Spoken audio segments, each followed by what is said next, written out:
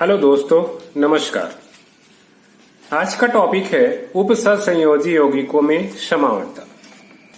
दोस्तों, समावता क्या होता है इसको पहले हम अगर समझें तो देखिए क्या होता है। आप लोग पिछले बार 11th में पढ़े होंगे कार्बनिक यौगिकों में कि दो या दो से अधिक ऐसे यौगिक जिनके अणुसूत्र क्या होंगे, समान होंगे, परंतु उनकी संरचना या त्रिविम में क्या होगा, आकाशीय व्यवस्था में क्या होगी, भिन्नता होगी। अगर उसकी संरचना में भिन्नता होती है या आकाशीय व्यवस्था में भिन्नता होती है तब कहते हैं कि इसमें क्या है, समावता होता है। और ऐसे यौगिकों को हम क्या कहते हैं, समावयवी यौगिक कहते हैं। अगर उपसहसंयोजी यौगिकों में देखा जाए तो उपसहसंयोजी यौगिकों में मुख्य रूप से आपको दो प्रकार की समावता देखने को मिलेगा। इसमें पहला जो मिलेगा कैसा, संरचनात्मक समावता, स्ट्रक्चरल आइसोमेरिज्म, और दूसरा कैसा, त्रिविम समावता। ये दो प्रकार की कह सकते हैं मुख्य समावता देखने को मिलेगा। अगर हम संरचनात्मक समावता की बात करें तो इसमें क्या होगी, संरचना में भिन्नता होगी। और त्रिविम समावता या स्टीरियो आइसोमेरिज्म की बात करें तो इसमें क्या होगी, आकाशीय व्यवस्था में क्या होगी, भिन्नता होगी। ठीक है। अगर देखा जाए सीधी सी बात है तो अगर संरचनात्मक समावता की हम परिभाषा कहें तो हम कह सकते हैं दो या दो से अधिक ऐसे यौगिक जिनके अणुसूत्र क्या होते हैं, समान होते हैं, परंतु जब उनकी संरचनाओं में भिन्नता पाई जाती है तो इस प्रकार की उत्पन्न समावता को हम क्या कहते हैं, संरचनात्मक समावता कहते हैं। त्रिविम समावता की बात करेंगे तो कह सकते हैं दो या दो से अधिक ऐसे यौगिक जिनके अणुसूत्र क्या होंगे, समान होंगे, परंतु जब उनकी आकाशीय व्यवस्था में भिन्नता मिलती है तो इस प्रकार की उत्पन्न समावता को हम क्या कहते हैं, त्रिविम समावता कहते हैं। अब दोस्तों अगर देखा जाए तो संरचनात्मक समावता हमको यहाँ कुल कितने 5 प्रकार के देखने को मिलेगा, जिसमें पहला है क्या, आयनन समावता, दूसरा है हाइड्रेट समावता, तीसरा है बंध समावता, इसको लिंकेज भी बोलते हैं, चौथा क्या है, बहुलकीकरण समावता, और पांचवा कैसा, उपसहसंयोजी समावता।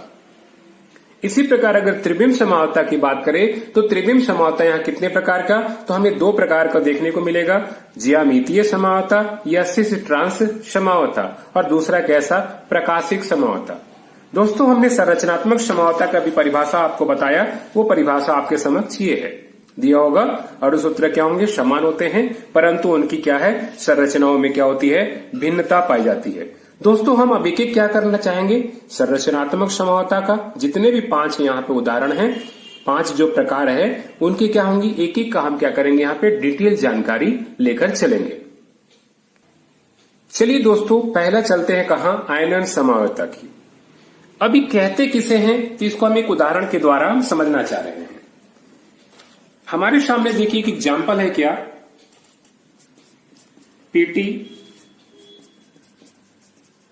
NH3 होल 5, इधर क्या है Br और बाहर कैसा है SO4। अब एक दूसरा इसी का रूप देखते हैं कैसा, Pt NH3 होल 4 SO4 और कैसा Br। दोनों का अणुसूत्र समान होगा, कैसे, दोनों में एक Pt है, 5 NH3 है, एक ब्रोमीन है, एक SO4 है। ये बात अलग है कि इसमें ब्रोमीन अंदर है, इसमें ब्रोमीन बाहर है, इसमें SO4 बाहर है, इसमें SO4 अंदर है। अब इसमें क्या डिफरेंस है समझिए। अगर इसको हम जल में घोलें, अगर इनको क्या करें, हम जल में घोलें, तो जल में घोलने पर कैसे टूटेगा, ये ऐसे टूटेगा, Pt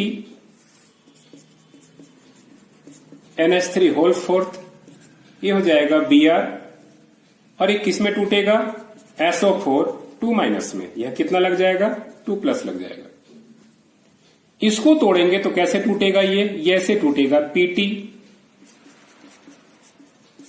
NH3 होल 4 SO4, ये कैसा, Br सिंगल माइनस, तो यहां क्या लगेगा, सिंगल प्लस रहेगा, +1 या सिंगल प्लस। यानी विलयन में घोलने पर यहां पे क्या है, सल्फेट आयन दे रहा है, और यह विलयन में घोलने पर क्या हो रहा है, हमको ब्रोमीन आयन दे रहा है। दोनों ही यौगिकों के अणुसूत्र तो समान है, परंतु जल या विलायक में अगर हम घोलें तो एक क्या कर रहा है, अलग आयन दे रहा है, दूसरा क्या हो रहा है, अलग आयन दे रहा है। ध्यान रखिएगा, अलग अलग आयन उत्पन्न करने या अलग अलग आयन मुक्त करने के कारण ही इस समावता को कहते हैं हम क्या, आयनन समावता, है ना, आयोनाइजेशन आइसोमेरिज्म। तो परिभाषा क्या हो जाएगा, सीधी सी बात है इसका कि दो या दो से अधिक ऐसे यौगिक जिनके अणु सूत्र क्या होते हैं, समान होते हैं, परंतु जब वह क्या होगा, जल या विलायक में घोलने पर अगर अलग अलग प्रकार के आयन मुक्त करते हैं तो इस प्रकार की उत्पन्न समवायता को हम क्या कहते हैं, आयनन समवायता कहते हैं। इसकी परिभाषा दोस्तों आपके समक्ष नीचे रखा हुआ है, बिल्कुल आपके समक्ष रखा हुआ है ना। विलयन में क्या है, अलग अलग आयन मुक्त करते हैं तो इस प्रकार की उत्पन्न समवायता को हम क्या कहते हैं, आयनन समवायता कहते हैं। दोस्तों ये समझ में आ गया होगा। चलिए दोस्तों दूसरा चलते हैं हम किधर, हाइड्रेट समवायता की ओर। ध्यान रखिएगा यहां जो हाइड्रेट शब्द का उपयोग किया गया है यह जल के लिए किया गया है। अब एक उदाहरण से समझते हैं क्या है हाइड्रेट समवायता। एक पदार्थ है CrCl3 डॉट कैसा 6H2। अब हम यहां पे यौगिक बना रहे हैं, ठीक है। ये मान लीजिए हम पहला यौगिक बनाए, कैसा बना, CrH2O होल 6 बाहर Cl3। इसी प्रकार एक दूसरा यौगिक बना, इसी से बन रहा है, ध्यान रखिएगा ना, CrH2O होल 5 Cl और बाहर कैसा Cl2 डॉट H2O। और एक तीसरा एग्जाम्पल और लेके चलते हैं, क्या है, CrH2O होल 4 Cl2 बाहर Cl डॉट कैसा H2O। देखिए तीनों का अणुसूत्र वही होगा, तीनों में अगर देखा जाए तो कुल मिला के आगे पीछे या उप संयोजन मंडल के अंदर और बाहर मिला के 6 अणु ही जल के होंगे, 3 अणु ही क्लोरीन के हैं। पर हो क्या रहा है, इस उप संयोजन मंडल के अंदर और बाहर जल का जो अणु है अलग अलग तरह से प्रकट हो रहा है। जल का अणु कैसा हो रहा है, अलग अलग तरह से प्रकट हो रहा है। ध्यान रखिएगा ये केवल सूत्र नहीं बदल रहा है, अगर इसके विलयन का कलर देखा जाए, ध्यान रखिएगा ना, तो इसकी विलयन का कलर होता है बैगनी। कैसा होगा, बैगनी। इसके विलयन का कलर जो होगा नीला और हरा से मिक्स होगा, नील हरित, जैसे कहते हैं ना मोर का गर्दन, वैसे दिखाई देता है। और तीसरे वाले का जो होगा बिल्कुल कैसा दिखाई देगा, ये हरा दिखाई देता है। यानी एक तरह से ऊपर और नीचे वाले का लगभग ही बीच है, बैगनी कलर थोड़ा नीला लिए हुआ होगा। ये इस प्रकार का 3 कलर है, यानी एक ही अणु एक ही प्रकार का कह सकते हैं यौगिक है, पर क्या है, यहाँ पे जल के अणु भिन्न भिन्न रूप से प्रकट हो रहा है। इसमें पूरे 6 के 6 जल के अणु क्या है, अंदर प्रकट हो रहे हैं। इसमें 5 अंदर और 1 बाहर प्रकट हो रहा है। इसमें 4 अंदर और 1 बाहर प्रकट हो रहा है। ये 2 H2 होगा ना, 2 बाहर प्रकट हो रहा है, 1 नहीं बाहर, 4 अंदर और 2 बाहर प्रकट हो रहा है। तो ध्यान रखिएगा यहां पे जल के अणु जो भिन्न भिन्न प्रकट रूप से प्रकट हो रहे हैं, तो इसी समवायता को हम कहते हैं क्या, हाइड्रेट समवायता।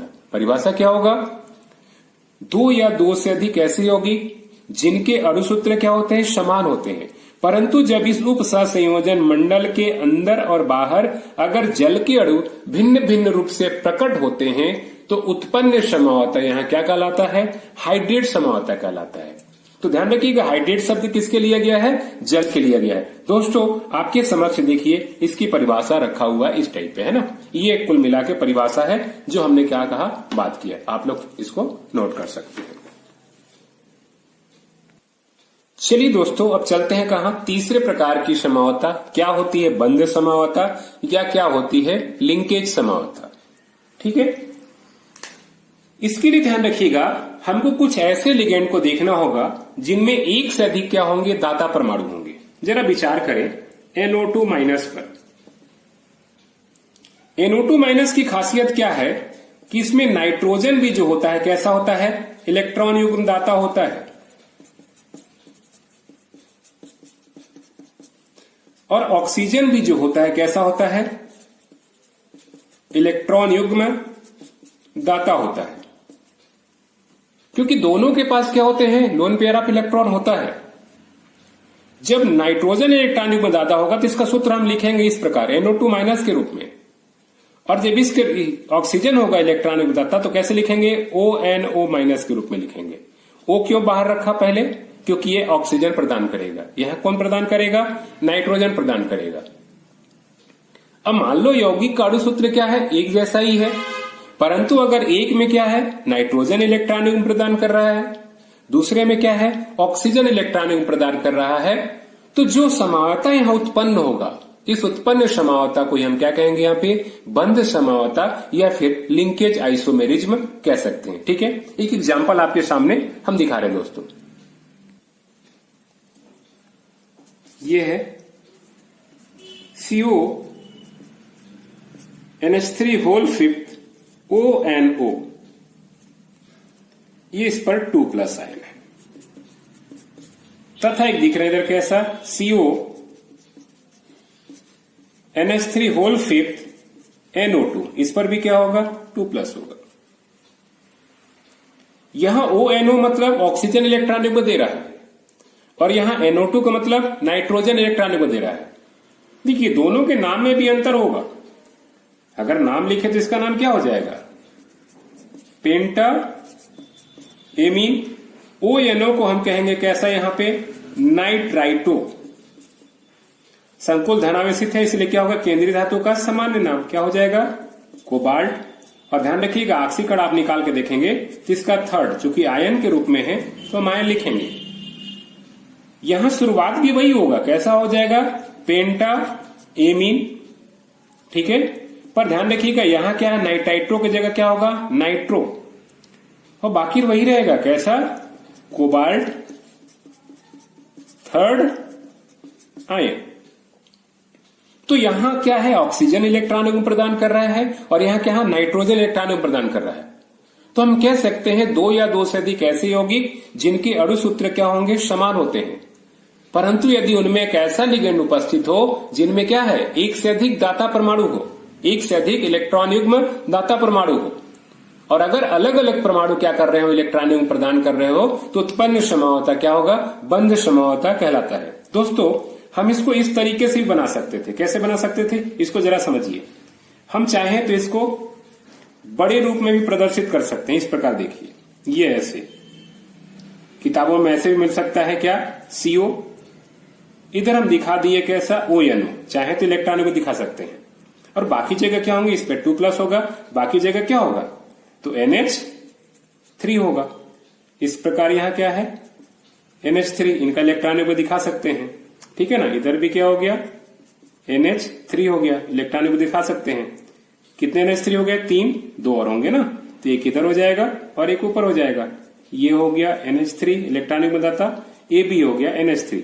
ये इस प्रकार भी हम इसको प्रदर्शित कर सकते हैं, और अगर इसको प्रदर्शित करेंगे तो क्या होगा, सेम रहेगा, केवल क्या होगा यहाँ पे, इसमें क्या होगा, बिल्कुल स्पष्ट हो जा रहा है ना कि कौन क्या कर रहा है, इलेक्ट्रॉन युग्म दे रहा है। जैसे यहाँ पे नाइट्रोजन दिखा दिए तो क्या है, नाइट्रोजन दे रहा है, बाकी सब वही रहेगा कैसा, NH3, इधर भी क्या रहेगा, NH3, ये भी क्या है, NH3, ऊपर भी कैसा, NH3, नीचे भी क्या होगा, NH3, चाहे तो इलेक्ट्रॉन युग्म दिखा सकते हैं। ठीक है, ध्यान रखिएगा सभी में नाइट्रोजन एवी में है, यहाँ नाइट्रोजन दे रहा है, यहाँ क्या दे रहा है, ऑक्सीजन दे रहा है।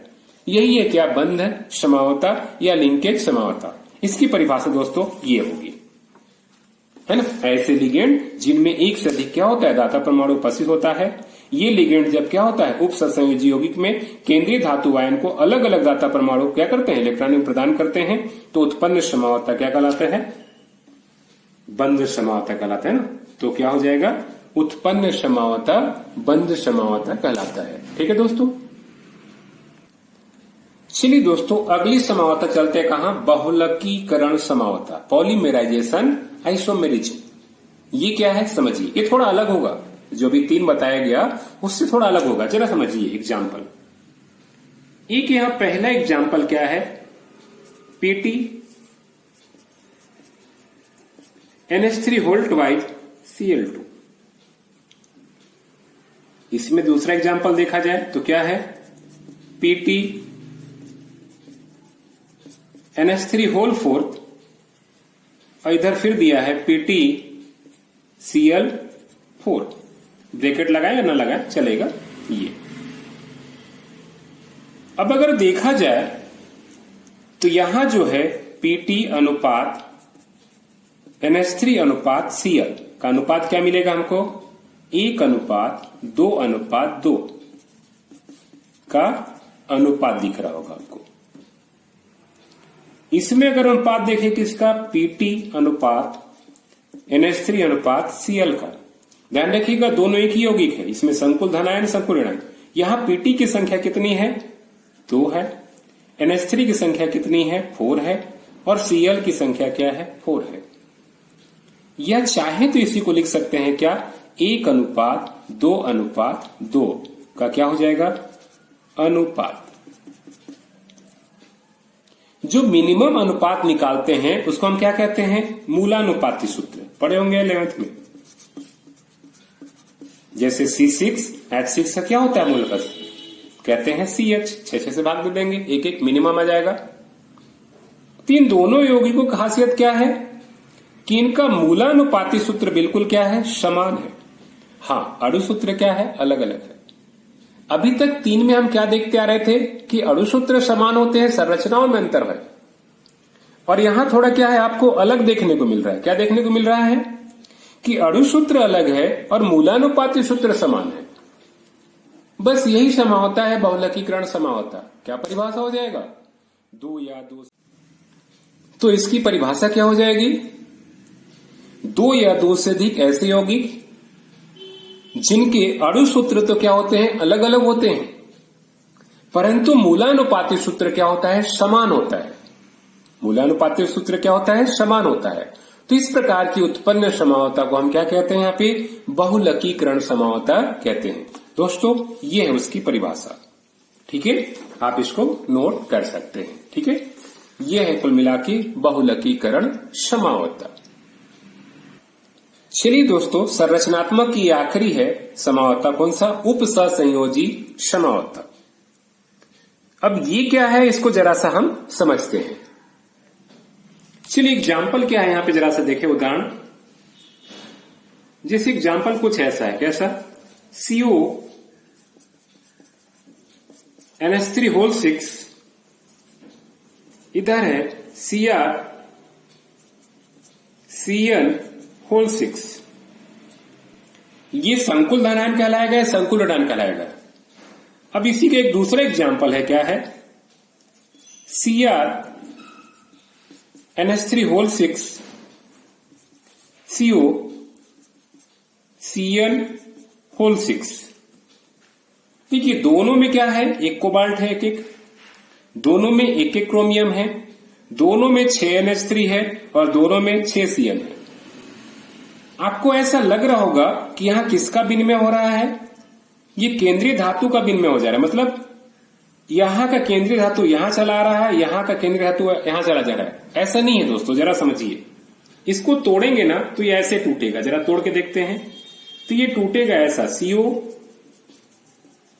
NH3 ये मिलेगा 3+ और ये मिलेगा Cl6 3-। इसको तोड़ेंगे दोस्तों तो क्या मिलेगा, Cr NH3 3+, इधर क्या होगा, CO Cl6 कैसा, 3-। देखिए वास्तव में क्या होता है ना, लिगेंडो का विनिमय होता है। जैसी लिगेंडो का यहां विनिमय हुआ ना तो क्या होता है, देखिए ये अगर कोबाल्ट इधर रहेगा तो क्या होगा, ये माइनस आवेश से क्या है, प्लस आवेश है। नियम कहता है जैसे मान लीजिए NaCl है तो क्या लिखते हैं, Na+ आयन और Cl आयन माइनस आयन। हो क्या रहा है, लिगेंड का ही विनिमय हो रहा है, लेकिन लिगेंड का विनिमय होने से क्या हो रहा है, ऋण आयन इधर चला आता, धन आयन उधर चला जाता है। लेकिन नियम कहता है अणु सूत्र में पहले धन आयन का नाम लिखना है, फिर कैसा, ऋण आयन का नाम लिखना है। यानी देखिए वास्तविक स्थिति ये ऐसा हो रहा था, कैसा हो रहा था, ये ऐसे हो रहा है वास्तव में। ये CO अपने जगह पे है, इधर क्या चला आ रहा है, Cl6, ये क्या हो रहा है, 3- है। और इधर क्या होता है, Cr अपनी ही जगह था, इधर क्या पहुंच गया, NH3 इधर 3+। अब चूंकि क्या प्लस आयन को हम बाद में नहीं रख सकते हैं, किधर रखते हैं, पहले रखते हैं, इसलिए सुविधानुसार क्या कर दिया, इसको मूव करा दिया गया। इसलिए ध्यान रखिएगा यहां पे कंफ्यूज नहीं होंगे। यहां क्या हो रहा है, लिगेंड का विनिमय हो रहा है ना, लिगेंड का क्या हो रहा है, केवल लेन देन, केंद्रीय धातु का विनिमय नहीं हो रहा है। ये बात अलग है कि सुविधा के लिए हम धन आयन को पहले रख रहे हैं, ऋण आयन को बाद में रख रहे हैं, क्योंकि नियम कहता है पहले धन आयन का नाम लिखो, फिर किसका, ऋण आयन का नाम लिखो। तो उपसहसंयोजी समावता क्या किसे कहेंगे, समझिए।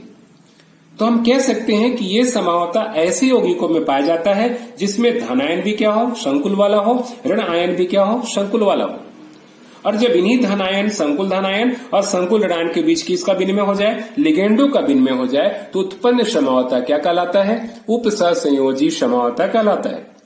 तो परिभाषा क्या हो जाएगा कि उपसहसंयोजी समावता ऐसे संकुलों यौगिक में पाया जाता है जिनमें संकुल धन आयन और संकुल ऋण आयन दोनों पाए जाते हैं। और अगर संकुल धन आयन और संकुल ऋण आयन के मध्य क्या होता है, लिगेंडों का विनिमय हो जाता है, तो उत्पन्न समावता क्या कहलाता है, उपसहसंयोजी समावता कहलाता है। उपसहसंयोजी समावता की परिभाषा आपकी समक्ष है, इसको आप लोग क्या कर सकते हैं, देख सकते हैं। ठीक है दोस्तों, बिल्कुल समझ में आ गया होगा। चलते हैं किधर, हम त्रिविम समावता की ओर। अब क्या है त्रिविम समावता, यह क्या है स्टीरियो आइसोमेरिज्म में, तो हम बता चुके थे कि दो या दो से अधिक ऐसी होगी जिनके क्या होंगे, अणुसूत्र समान होंगे, परंतु जब उनकी आकाशीय व्यवस्थाएं क्या होती है, भिन्न भिन्न होती है, तो उत्पन्न समावता क्या कहलाता है, त्रिविम समावता कहलाता है। तो ये है परिभाषा किसकी, त्रिविम समावता की। अब हम बात कर चुके थे कि त्रिविम समावता कितने प्रकार की, दो प्रकार की होती है। पहले हम देख चुके हैं ना, पहला कौन सा, ज्यामितीय समावता, और दूसरा क्या देख चुके थे हम, तो प्रकाशिक समावता। दो समावता हम देख चुके हैं, ज्यामितीय समावता और कैसा, प्रकाशिक समावता। तो दोस्तों हम सबसे पहले चलेंगे किधर, ज्यामितीय समावता। ध्यान रखिएगा, इसी को सिस ट्रांस समावता भी कहते हैं। तो ज्यामितीय समावता या सिस ट्रांस समावता है क्या, जरा इसको हम लोग समझते हैं। दोस्तों आपके समक्ष देखिए एक एग्जाम्पल रखा हुआ है, पीटी है ना, NH3 और कैसा, Cl, दो NH3 है, दो Cl है। अब देखिए व्यवस्था से इसमें भी वही है, एक पीटी है, दो Cl है, दो NH3 है। यहां पे NH3 क्या है, एक ही ओर है, Cl भी एक ही ओर है, और यहां क्या है, Cl एक दूसरे के विपरीत है और NH3 एक दूसरे के विपरीत है। ये ना हम कह सकते हैं, अगर इसको हम आयत मान रहे हैं तो क्या है, ये विकर्ण कहलाएगा, ये भी विकर्ण कहलाएगा। यहां NH3 आपस में 90 डिग्री पर है, यहां क्लोरीन भी आपस में क्या है, 90 डिग्री पर है। यहां दोनों क्लोरीन आपस में क्या है, 180 डिग्री पर है। इसी प्रकार दोनों NH3 क्या है, 180 डिग्री पे है। यहां पे क्या हो रही है, केंद्रीय धातु के साथ लिगेंडों की व्यवस्थाएं बदल रही है, और जब लिगेंडों की व्यवस्था बदलती है तब इस समावता को हम क्या कहते हैं, ज्यामितीय समावता या सिस ट्रांस समावता कहते हैं। क्यों कहते हैं सिस ट्रांस समावता, तो जरा समझिए इसकी परिभाषा क्या हो जाएगा, समझिए ज्यामितीय समावता का। तो लिख सकते हैं ज्यामितीय समावता केंद्रीय धातु आयन के चारों ओर क्या होता है, लिगेंड के भिन्न भिन्न स्थिति में उत्पन्न होने कारण होता है। अब आपके सामने क्या देखिए एग्जाम्पल दिया हुआ है, क्या दिया हुआ एग्जाम्पल, जो अभी हमने दिखाया था वही एग्जाम्पल है, क्या है, PTNH3 होल ट्वाइस क्या है, Cl2, क्या नाम इसका होगा, डाइएमीन डाइक्लोरो प्लेटिनम फोर्थ होगा। अब इसी स्ट्रक्चर को हम लोग समझ रहे हैं यहाँ पे। याद रखिएगा दोस्तों, इसमें जो है डाइएमीन का नाम पहले आ रहा है, हम इसी को ध्यान देंगे। अगर डाइएमीन क्या है, दोनों एमीन को देखेंगे, अगर दोनों डाइएमीन क्या है, 90 डिग्री पर है, समीप स्थित है, तो इस पोजीशन को कहते हैं हम क्या, सिस, या इसको बोलते हैं समपक्ष। ये दिख रहा होगा समपक्ष या सिस। अगर पहला नाम जो दिख रहा होगा डाइएमीन, जो समान लिगेंड है दोनों, अगर दोनों क्या है 90 डिग्री पर स्थित है। अब ध्यान रखिएगा इन दोनों के बीच यहाँ पे कितने डिग्री कोण है, तो ये डिग्री लगभग ये 90 डिग्री है। अगर 90 डिग्री पर समान लिगेंड उपस्थित है तो इस स्थिति को कहते हैं क्या, समक्ष या समपक्ष या सिस कहते हैं। और जब समान लिगेंड क्या एक दूसरे से 180 डिग्री, यहां दिख रहा होगा कितना, 180 डिग्री पर स्थित है, तब इसको बोलते हैं विपक्ष या ट्रांस, एक दूसरे के विपरीत है, यानी विकर्णी विपरीत भी कह सकते हैं। तो इस पोजीशन को कहते हैं हम क्या, ट्रांस। ध्यान रखिएगा ये ज्यामितीय समावता है, और इस सिस पोजीशन और ट्रांस पोजीशन के कारण इसका नाम क्या पड़ता है, तो सिस ट्रांस समावता भी कहते हैं। तो क्या परिभाषा हो जाएगा इसका, तो हम ऐसा देख सकते हैं कि जब दो समान लिगेंड क्या है एक दूसरे के समीप अर्थात 90 डिग्री पर स्थित होते हैं, तो इसके लिए क्या करते हैं हम, समपक्ष या सिस रूप का उपयोग करते हैं। और विकर्णता क्या विपरीत स्थित होते हैं 180 डिग्री पर, तब क्या करते हैं हम, विपक्ष या ट्रांस का प्रयोग करते हैं। ध्यान रखिएगा दोस्तों, दोनों का नाम वही है, डाइएमीन डाइक्लोरोप्लेटिनम सेकेंड, डाइएमीन डाइक्लोरोप्लेटिनम सेकेंड। सिर्फ क्या है, लिगेंडो का यहाँ आकाशीय व्यवस्था बदल रही है 90 डिग्री पर, इसलिए क्या लगा, समपक्ष या सिस, एक ही लिखेंगे ना, समपक्ष लिखेंगे या सिस लिखेंगे। और यहाँ क्या है, एक दूसरे से 180 डिग्री पर है, विकर्णी विपरीत है, तो हम क्या करेंगे, इसके लिए विपक्ष या ट्रांस लिखेंगे। यही है दोस्तों कैसा, ज्यामितीय समावता। उम्मीद है क्या है आपको समझ में आ गया होगा। दोस्तों त्रिविम समावता का एक और प्रकार कौन था, प्रकाशिक समावता है। ध्यान रखिएगा 12th के पाठ्यक्रम में क्या है, ये नहीं है ना, तो इसीलिए मैं इसको नहीं बता रहा हूं। हाँ, क्या कह सकते हैं, कंपटीशन की दृष्टि से जरूर उपयोगी है। ठीक है, इसको किसी कंपटीशन वाले क्लास में इसको जरूर देखेंगे। यहाँ पे दोस्तों क्या होती है, समावता समाप्त होती है। उम्मीद है दोस्तों ये समावता आपको पूरी तरह से समझ में आ गया होगा। अगर दोस्तों वीडियो अच्छी लगी होगी तो प्लीज इसको लाइक जरूर करेंगे, शेयर जरूर करेंगे, और सब्सक्राइब अगर नहीं कर पाए हो तो सब्सक्राइब जरूर करेंगे। ठीक है दोस्तों, ओके, थैंक यू।